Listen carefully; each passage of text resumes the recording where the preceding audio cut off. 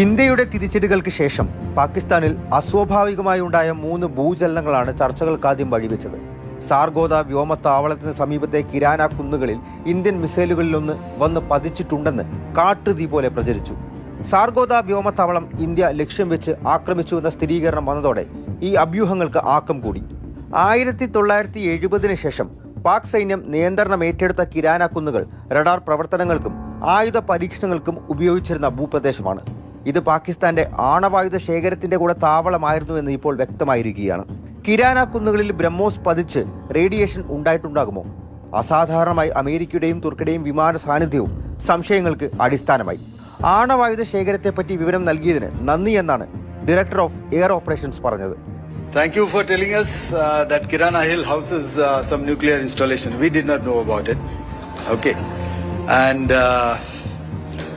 we've not hit Kirana Hills, whatever is there. Okay. I did not brief in my briefing yesterday. ഇതോടൊപ്പം അസിം മുനീറിന്റെ താവളമായ റാവൽപിണ്ടിയിലെ നൂർഖാൻ വ്യോമത്താവളത്തിലെ ആക്രമണം. Illusion, Hercules പോലുള്ള വിമാനങ്ങളുടെ base മാത്രമല്ല നൂർഖാൻ.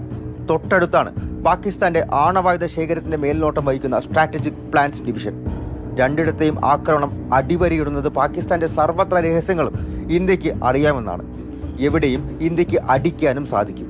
സ്വന്തം ആണവായുധ ശേഖരങ്ങളിലൊന്നിൽ India നടത്തിയ ആക്രമണമായിരിക്കുമോ പാകിസ്ഥാനെ വിറപ്പിച്ചു കളഞ്ഞത്?